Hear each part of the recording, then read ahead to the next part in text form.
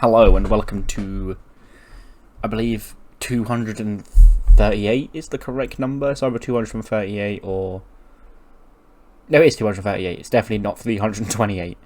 But I know it ends in an 8 of the TEW 288 Challenge run. This is going to be the SmackDown show after WrestleMania. Raw after WrestleMania was a huge hit. I don't think we've got as many official debuts on as in SmackDown people, but there is a lot of interesting stuff I'm going to go over on this show that will change the landscape of Season 5. And yeah, obviously the draft is on Monday, so I don't want to do too many debuts on this show. So without any further ado, let's jump straight into SmackDown's first show after WrestleMania. Seth Rollins opens up the show to a 100 rated segment, and he's having a chat. He says, "You know, WrestleMania, I was in the fight of my life. I mean, Jacob Fatu's been here nearly 2 years now, and nobody has ever pinned him 1, 2, 3 in the center of this ring. Until I did it on Saturday night. And don't get me wrong, it wasn't easy. It took 3 stomps to keep that absolute monster down, but I did it. I came out, I told you I would, and I burnt it down. And the question that I've got a lot since Saturday is what's next for Seth freaking Rollins, you see, because unfortunately, as we all saw, Roman Reigns is still the WWE Champion. I know, boo, I know. But as long as he holds that belt, I'm not allowed to challenge him for it anymore because I lost back at the Royal Rumble. So, there's no opportunity to fight for the WWE Championship to do. What is a man told Seth freaking Rollins to do? I know. I am going to issue open challenges to come and wrestle me every week on SmackDown because I'm Seth freaking Rollins and I get the goddamn best out of everybody on this roster, everybody in this business. Being in the ring with Seth freaking Rollins will elevate your game, and I'm going to ride this wave of momentum until Roman Reigns drops that WWE Championship, or if I get drafted over to Raw and I can wrestle the World Heavyweight Championship. So whoever wants a piece of me tonight in this open challenge, come out, make yourself known. And out comes Sami Zayn. Sami had an interesting night at WrestleMania. He shed the shackles of New America because, you see, he had nothing to lose because they were going to break up if they lost that match, so he's free regardless. So what was really the point of going along with it anymore? So he comes out, he's like, you know, Seth, WrestleMania felt so sweet for me like it felt so sweet for you. Not only did I help John Cena keep his career in tow, but I managed to get one over on fucking Mustafa Ali once and for all. And I'm now free of the shackles of that New America stuff. And don't worry, so are you all. Because it's all gone. Because they lost last night. And I've got nothing else to do tonight. I'm not busy. So I'll take you up on that offer. So because this is SmackDown, SmackDown's more like the wrestling show. Raw's more the, angle show. They're going to start off just with a random nice match between two people who won at WrestleMania. Sami Zayn and Seth Rollins gets a 93. What a way to kick off SmackDown's post-WrestleMania life cycle. Seth pins Sami with a curb stomp in 17:37. Seth gets a 96 and a 77 for Sami Zayn. And yeah, big Seth with a big dub here tonight. But then Seth celebrating the thing, he holds Sami's hand up high. And the two of them celebrate, put each other over. That's when the screen sort of cuts to the weird fucking speech room that Mustafa Ali was in when he cut the New America vignette. He's not at the podium, you just see the empty podium with the big poster of Ali's face with the American flag behind him. And then slowly, the gaps where Babatunde and Kushida and Mia Yim and Sami would all stand, they sort of slowly fade out of the light. And then once they've all faded out of the light, then we see a disheveled looking Mustafa Ali sort of just walk up to the podium. And he puts his hands on the sides and he just sort of looks down. He's like, "Oh, forget it." Knocks the microphone over. And that rips down the massive poster behind the wall. and then just walks off.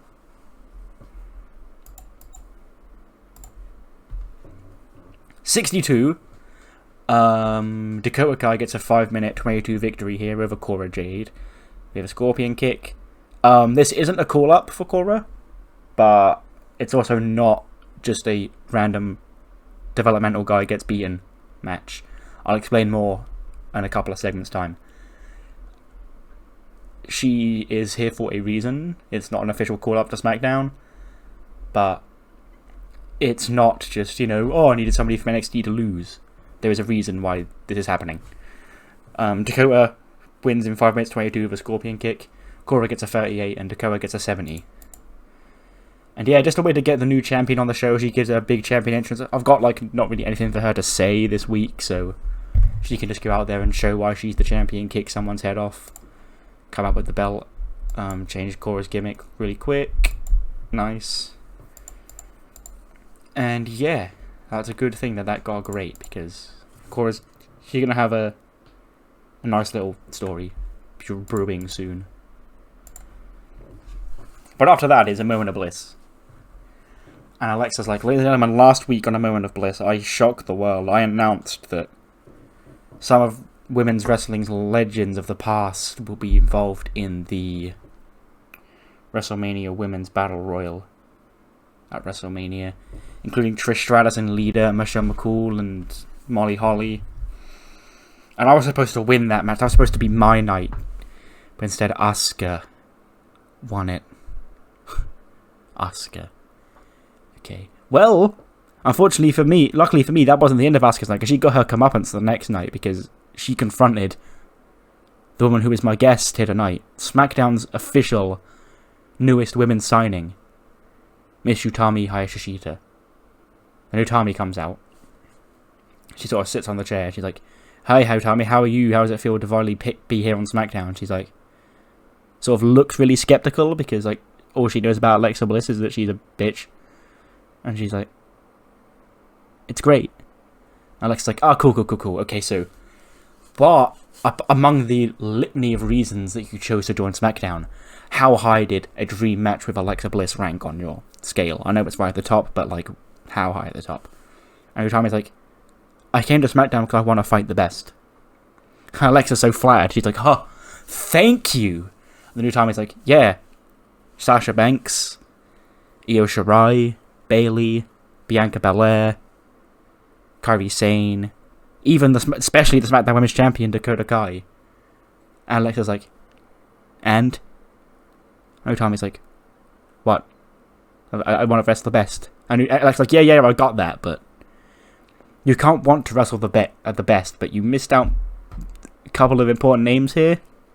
And then Utami's like, "Oh, right. Shotzi Blackheart, Ember Moon, Mia Yim, Tegan Nox, Kylie Ray, just everybody on the roster." And like, really, you're doing this on purpose now? You've got her already coming on my show, and you're going to disrespect me like this? And she's like, "What?" It's like, "Well, let me tell you something, Utami. I think you're overhyped. I've been here for years grinding to make myself one of the top women in all of WWE, and you think you could just walk in day one and get that spot? And then you're going to come on my show and disrespect me? How about this? How about you want your first official match as a member of the SmackDown Women's Division? How about we have that later on tonight? You can take on me." And Utami's like, "Well, sure, I'll have a fight. I don't mind." Just a nice little segment to get Utami on the show, get Alexa talking and doing stuff, because Moment of Bliss is a nice, easy thing to do. Gets her on the microphone, as you can see, she's really good at that. She got an 86. And then she's going to wrestle Utami later on tonight, because that's a nice, fucking valuable, credible name for her to be in the ring with. Win-win all around, really. Here's a segment. Have a take a swig before this one. There's a lot of explaining in this segment. Adam Pearce comes to the ring, obviously flanked by RJ as normal, and RJ's got a weird bag with him.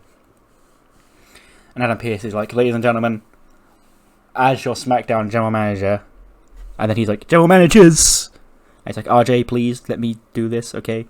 It's like, "As your SmackDown general manager and assistant, it is our duty to provide the greatest WWE that the fans have asked for. So, me, along with, obviously, Stephanie McMahon, Shane McMahon, Triple H, and all of the board of directors, have a huge announcement to make here tonight. And this one is actually huge and will change the landscape of the show. So, as you may know, the roster here in WWE is young, it's hungry, it's fiery, especially a certain group of people. Well, two groups of people in particular. You got the women, and you've got your young, agile, high flyers, we'll call them. For lack of a better term, your cruiserweights. And obviously, when it's hard to showcase all this worldwide talent, this world-class talent, on Raw and SmackDown every single week. And the Women's Tag Team Championships are evidence of that, because the champions, Io and Kairi, are SmackDown roster members, but they float between shows. Anyway, I'm beating around the bush. Here is my announcement. From here on out, there'll be no more heat and no more velocity, at least not as you know them. Heat, which will go live after Monday Night Raw every single week, will now be a spot for the WWE Women's Division to showcase their talents and prove their worth and earn their way up the totem pole here in WWE. Raw, SmackDown, NXT, they're all welcome. And then on Friday after SmackDown, starting tonight in fact, WWE Velocity, as you know, will not be over, because that show will be a show for the cruiserweight talent to showcase their skills. And what better way to have two of these shows? We've got the SmackDown Tag Team Champion, the Women's Tag Team Champions floating over on Heat. We need a Cruiserweight Championship, wouldn't you say? And then guess what's in RJC's bag? Bang. The Cruiserweight title. The WWE Cruiserweight title will be reinstated and will be defended in the WWE Cruiserweight division. Now, much like the Women's Tag Team Championships, the Cruiserweight division will be anybody of eligible weight, 205 and under, from Raw and SmackDown, NXT, you name it. But the entirety of this Cruiserweight division will be eligible for Velocity to showcase their talent. So it doesn't matter if they're on Raw or SmackDown. And now what a way to bring back this Cruiserweight division than by a Cruiserweight showcase match here tonight. I mean, you saw Cora Jade earlier on from NXT, one of the women who could do things on Heat. Let's try that out with Velocity. Let's bring out the Cruiserweight legend himself, Rey Mysterio. Out comes Rey and Dominic. And he's like, Rey, you feel like the first person to usher in this new era of the Cruiserweight division. And here is your opponent, another Cruiserweight division free agent showcasing his skills here on SmackDown, Wesley. And out comes Wesley. So that was a word salad. But basically, I do Heat and Velocity now. I've sort of had them be like dark and shit. That's not going to happen anymore. Heat will be a B show for the women. Velocity will be a B show for the Cruiserweight division. And we're still going to have, obviously, the Raw Women's division, the SmackDown Women's division, and, like, the Cruiserweights from, like, say, Rey Mysterio on SmackDown will be in the Cruiserweight division, but he can still mingle with the main roster and all of that. But the Cruiserweight belt and the Women's Tag titles will float. And, like, the roster, both the Raw Women's division, the SmackDown Women's division, and, like, NXT or anybody, there will be, like, I'll call them, like, Heat free agents and Velocity free agents that will be on my roster, like, unsigned, but they work Heat and Velocity to get themselves up and more well-known, to try and, maybe they can, like, get the attention of the SmackDown and Raw GMs and get signed to Raw or SmackDown.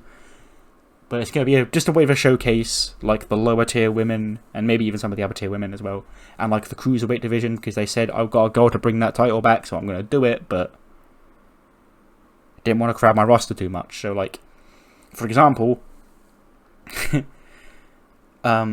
let's say Santos Escobar is on Raw, he can still be doing exactly what he's doing now, but also be in the Cruiserweight division and fight for the Cruiserweight title, etc. Rey Mysterio, same thing. And then Wesley, who'll be like a wild card on Velocity that's unsigned. Same with, like, that's what Cora Jade was. She was a showcase for that. So it sounds like a lot, but it's really not that difficult to follow in hindsight. Because I'll be recording Heat after Raw and Velocity after SmackDown every week. Just tacking them on the end like I used to back in the TEW 2016 days of 205 Live. Yeah, it'll become apparent what's happening like as the show goes along. Anyway, Cruiserweight Showcase match, Wesley versus Rey Mysterio. Gets an 80. There we go, this is why we brought this division back. Wesley gets a 62, that's actually really good. And Rey gets a 77. But it felt right having Rey in the first Showcase match back of the Cruiserweight division. And he's against Wesley, who's obviously somebody who's going to be looking for an opportunity in this new Cruiserweight division. Then, my guest at this time, Kayla Braxton. No, she's not my guest at this time. It's Dakota was walking through the hallway after a win over Cora. And Kayla, like, runs up to her and approaches her and she goes, Dakota, a lot of hot competition here on SmackDown. You finally made it to the top. You're finally a champion here in WWE. How do you intend to keep this title? And Dakota's like, listen, I heard Utami mention my name earlier on. I know Sasha Banks is always watching. I don't care who I have to face, Kayla. I've fought my ass off to get this title. I finally got it. I'm not going to lose it that easily. They say that the top of the mountain, it's hard to... Once you get to the top of the mountain, it's hard to stay there, but I've got this now, and I don't plan on ever giving it up. And I'll kick anybody's head off who disagrees with me. And she turns around and Bianca Belair's there, and she's like, girl... Kick anyone's head off, did you say, girl? Because last time I checked, I'm here. And I want that title shot. I think I earned a title shot. I beat Charlotte Flair at WrestleMania. I think I deserve that title shot whenever I want it, Dakota. And she's like, well, maybe we'll wait till next week because you might, like, go to Raw.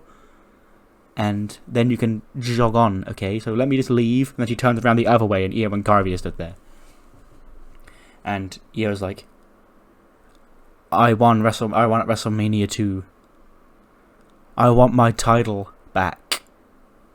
And then they all three of them walk off and just leave Dakota there, sort of looking down at her belt. And she's like, oh shit, there's a lot of people that really want this. Just to get them all on the show and, like, remember people, hey, this division is stacked. This is why Heat is becoming a thing. 70 rated tag team match.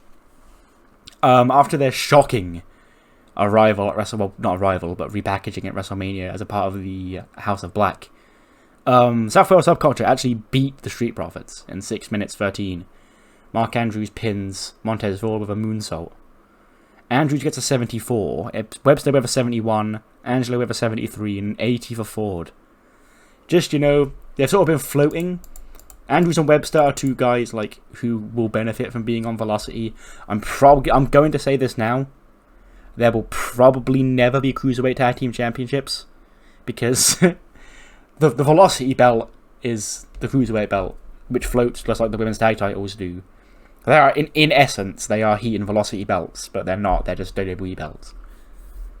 So there, that now when I do two night pay-per-views, I now have 5 pay-per-views on each, or 5 titles on each day, and it's just fun. And yeah, having a tag title would be a mess. Also, there probably will be storylines, at least on Heat, but Velocity will probably just be more in-ring focused, and we'll get into why after this show, because I've got the first episode ready.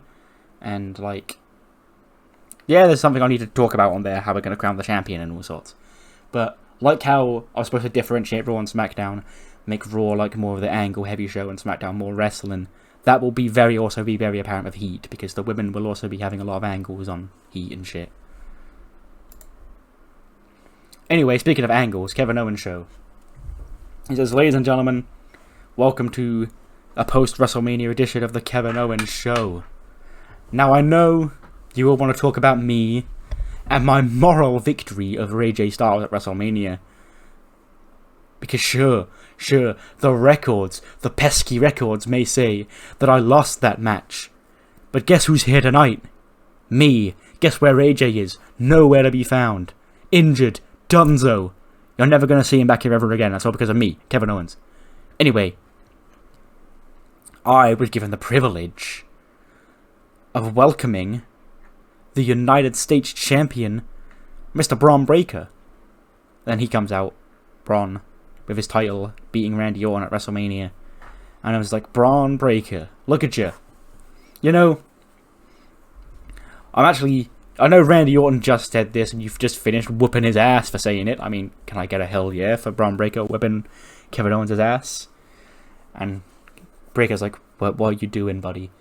And Kev's like, look, I know Randy Orton just said this, like I said, but I see a lot of similarities between me and you. See, when I first came out from NXT, I was also the NXT champion, and I also targeted the United States champion on my first night, except when I did it, it was John Cena. You did it was Bobby Roode, Dolph Ziggler, some loser.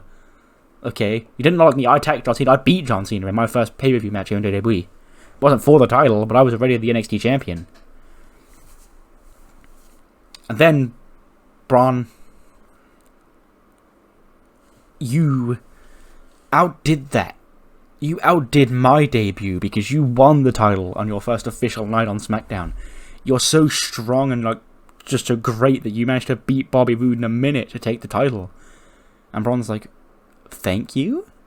He's like, you're welcome. Like, I know I may have a bit of a bad reputation around these parts, but when I see talent, I'm gonna praise said talent. And you, Braun Breaker, are generational. You might be the best pure talent on SmackDown roster today. And that was evidence when you beat possibly one of the greatest of all time, Randy Orton, at WrestleMania. You made him run off to go and help Edge. You beat his ass that badly. Because you're so strong and just so great as a champion. So with Randy Orton out of the way, you're gonna be looking for new challenges. And that's when Braun's like, I fucking see, I see. It's like, so, who, if anybody, do you have in mind? Hands in the microphone. And Braun's like, really? Really, Kevin? He's like, what? He's like, you really think this is how you're gonna, you think this is gonna work? And Owen's like, what do I think what's gonna work? What do you, it's like, you coming out here sucking up to me, kissing my ass, thinking you're gonna get a title shot out of it. And it's like, no, I would never be so disingenuous. When have I ever lied to anybody? Awkward silence and pause. And it's like, bruh, come on. Anyway, you're lucky you picked a fight with the right guy, because you like to say, fight anybody and always keep fighting. Well, guess what? I like fighting too. So how about it, Kev? Next week is draft week. How about we need a big main event for that show? Braun Breaker defends the United States Championship against Kevin Owens. And I was like, oh, I could never possibly accept that match, Braun. But since you're offering, sure, I'll fight you for the United States Championship next week. Your funeral, you've just signed your own born away of your own championship reign for no reason. What, because you think I was manipulating you? No, if I was manipulating you, I would tell you to your face that you're an overhyped daddy's boy, rookie. You can't hold a candle to Kevin Owens, and you're soon to be the former United States champion. If I was manipulative, I would say that outright. See, that's not me saying those things. See you next week, buddy. So taps him on the shoulder and leaves. So, yeah, Braun Breaker, Kevin Owens needed a big main event for the draft show. And Braun and Kev for the US title seems like that match. 70 rated match, mainly because there's no storyline. But this serves a greater purpose anyway. So, yeah, it's fine. Shotzi had a hell of a showing in the WrestleMania Women's Battle Royal, so we're going to have a showcase match against Sasha, who's fresh off retiring Mickie James. We need to keep that heat up more so, really. So Sasha comes close, or Shotzi comes close even, but can't quite get the job done over Sasha. She taps out in 6:40 to the bank statement. 93 for Sasha, 71 for Ember, getting ahead of myself. 71 for Shotzi. What I meant to say about Ember was that she was at ringside with Shotzi to obviously counteract Indy of Sasha. And Sasha and Indy start attacking Shotzi. Ember, of course, runs in to make the save, and she helps Shotzi to her feet, and then they applaud Shotzi. Shotzi gets all the chants because she's the fan favorite right now. And then bang, Ember Moon drops Shotzi. Boo. I guess they were already heels, question mark? Because they turned on Io and Kairi, so I guess Shotzi was sort of like more slowly going face. So it's not Ember turning heel, I guess it's more so cementing Shotzi's face turn, because, yeah, I needed heel challengers, that turn worked, but long-term, Shotzi should always be a babyface, so whatever. Ember can roll as a heel, Shotzi's a babyface. Ember drops Shotzi, starts beating her up, and then walks out. And Sasha and Indy sort of look back in the ring, and they go to assault Shotzi some more and do some more damage when Utami comes out. Just normal entrance for her match. But obviously, she gets in the ring and Sasha is still in the ring eating into her time. And she sort of has a tense stare down with Sasha. And slowly watches her leave as they maintain eye contact together. And then Sasha leaves up the ramp and we go to commercial. It's like, up next, Utami versus Alexa. Gets a 70. Obviously, Utami wins her first official match. Alexa is bulletproof, really. She's like a female Miz in that regard, in that I can beat her, but she doesn't actually lose any heat at all. Because she can just go on the mic next week and start being a bitch. So that's fun. Utami gets a 58. She's slowly getting better already. And I need to start giving her wins over people like Alexa to get her pop up quickly, because I hyped her up as this big free agent. She had basically no pop, but it's fine. Heat now exists, so she can wrestle on there with, like, Casey Catanzaro and Caden Carter and the J-Flow girls, and they can get better together. Here's a segment.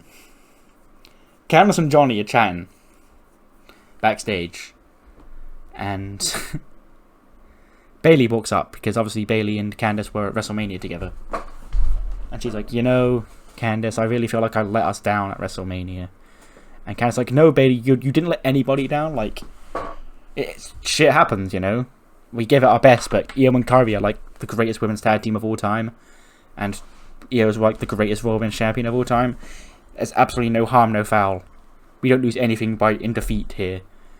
And Bayley's like, you know, I'm just worried because we're in separate like slots for the draft next week, so we obviously that could have been our last match together. I just want to say, just in case it is, that you really helped me find something. I'm still not quite sure about who Bayley truly is anymore, but I sort of had something with you, Candice, and that was fun, and if this is the end, then best of luck. And Candice is like, hey, thanks. And then they shake hands and tease a hug, but before they can hug, Zelina and the Legado de la Sombra walk in. And Zelina's like, well, look at this, isn't this adorable? Well, you see, I'm glad somebody can find enjoyment out of this.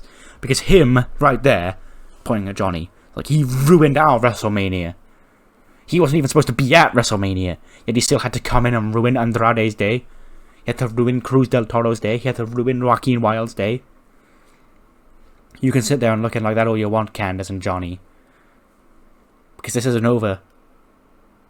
Because the Legado is never over. And sure, I can't get my hands on knee, because she's got a shad knee, in case you forgot. I can't get my hands on you, Candice, but I can find somebody who can, and gah! Candice's like, well, Zelina, why don't you bring her to the ring next week, and I can meet her in the ring one-on-one. And Zelina's like, yeah, that's fine. And then the two sides sort of just walk off, and we sort of awkwardly stare at Bayley on camera. And like, there's a locker room door that's open behind Bayley. Like, she's sort of packing her shit in there because she's like, oh, I'm going home because I'm not booked this week. And then she picks all her stuff in her bag. And then when she slams the door shut, it's that weird scene where you see Cora Jade standing behind the locker room door. Like she was there the whole time. And she's like, Bayley like jumps, like, oh my god. Cora's like, oh my god, I didn't mean to startle you. It's, hi. And Bayley's like, hey, how are you? It's like, I don't know if you know me, I don't know if you watch NXT, but I'm Cora Jade. I'm sort of like showcasing my talents here on SmackDown against the champion. And I just had to come and meet my idol. And Bayley's like, who's your idol? It's like, you're Bayley, the greatest women's champion of all time. You know, your rise to the championship helped me fall in love with this industry. And it's just so great to finally meet you in person. Bayley's like, yeah, sure, nice to meet you too, kids. Or like pats her on the head and walks off. And Cora just sort of stares puppy dog-eyed at Bayley as she walks off.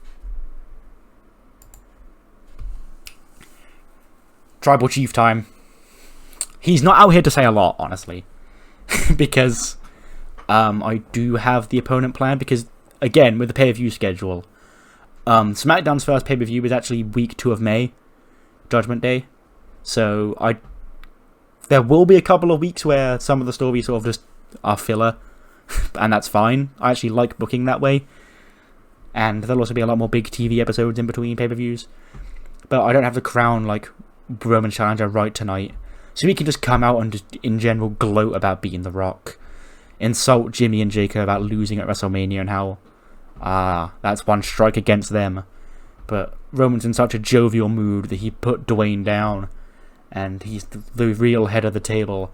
And next week is draft day. It's like the Tribal Chief, he ain't worried about draft day because he knows he's going number 1 in the draft. Which means it's likely that he's going to go to Raw. Unless Raw, picks Raw does something stupid and picks either Big E or Rhea Ripley before the Tribal Chief. But why would they ever do that? So, in case this does not be in the Tribal Chief's final 9 on his show, I'm just here to say, acknowledge me. Point finger up in the air, he's the one.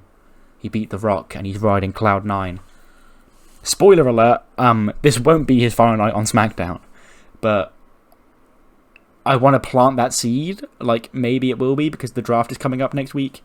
So, like, sorry for the draft spoilers. Roman's not going anywhere. But, yeah, just Roman to be like, oh, I beat The Rock. I'm fucking awesome. Jacob and Jimmy aren't because they lost. Grr, acknowledge me. He said a little bit more than he said in the real life Raw After Mania promo, but not a lot, actually. 84 rated show, that's pretty good. I guess technically the main event was Utami and Alexa, so that's why. And I would do the whole spiel about what matters more, and that's what you thought of the show, which it does. But I need to get back into the habit of cutting to another show, which is Velocity, the first proper cruiserweight episode of Velocity. Ignore that it still says main event. I'm going to rename it after this show. It's fine. Anyway, we open up with Pearce and RJ City. And Pearce is like, ladies and gentlemen, welcome to the first cruiserweight branded Velocity show. It's like, RJ, you've been a great assistant. And it's been fantastic having you around. Whether or not I always am jovial about your upbeat attitude and your adoration for me, but it's time we go our separate ways. You're no longer my assistant general manager. And of course RJ's heartbroken. He's like, Pearce, why? It's like, I believe you've earned a promotion. How do you feel about becoming the new general manager of Velocity and overseer of the cruiserweight division? And he's like, oh my god, yes, Pearce, please, I love that, yes. Thank you so much, Adam. And then Happy Corbin's music hits. And he's like, what the fuck is this? Like, we made another... I thought we got rid of the show for the fucking small guys. Like, there's no room for Happy Corbin.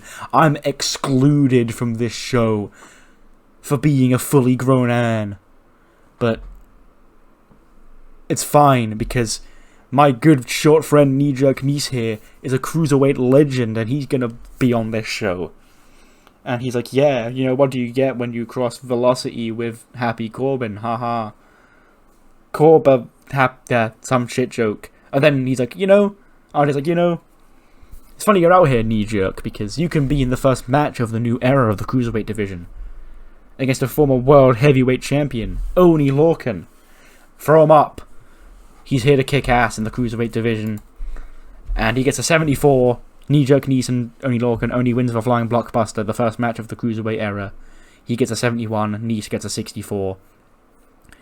Also, another thing I want to point out since Oney's here is that I'm not going to be limiting this to just like a very lower division. Anywhere on the card, anyone who's under 205 can be in this division. Like, Rey Mysterio will probably be in here at some point. Ricochet, Swerve, Escobar, people like that are already fairly high in popularity. Like, I don't want to just limit this to be like small popularity people. Like, we're going to try and do a thing here, okay? And you're coming along with the ride, whether you want to or not.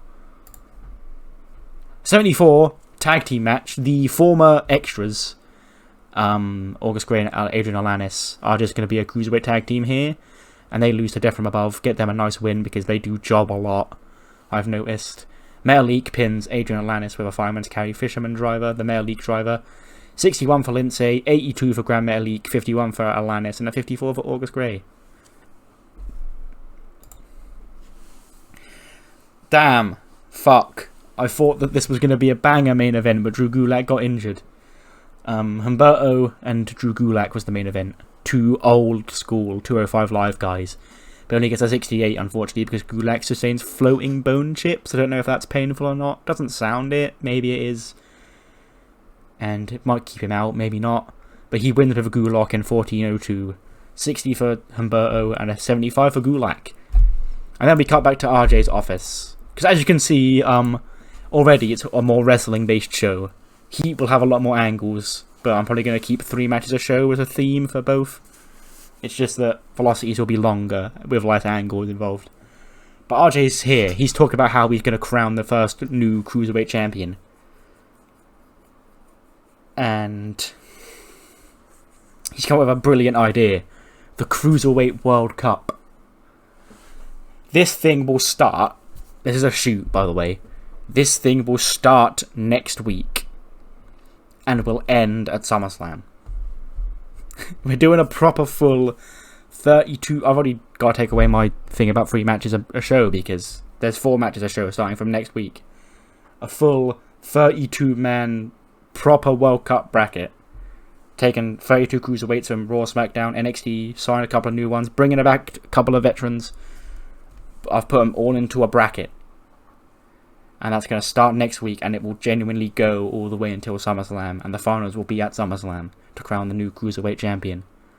So, hope you're all coming along with the ride. It's normal World Cup rules, 3 points for a win in the group stage, 1 point for a draw, 0 for a loss, play each other once, top 2 go out, get out of the group, and then last 16 is winner of A versus second in B, etc, etc, etc, all the way until the final, which is at SummerSlam, I've said before.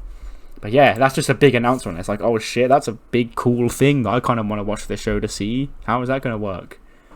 RJ's doing bits on his first night on the job. 67, fine, doesn't affect my popularity at all.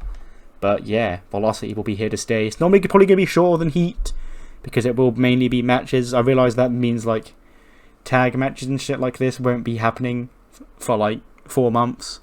But it's fine, we've got a cool tournament going. So, nobody really minds. We're going to showcase 32 of the best cruiserweight talents on the roster and around the world and from the past. I might make like a bracketology video for it, I don't know yet. But anyway, I'll see you next time for Raw, which will be the first night of the 2022 WWE Draft. See you then.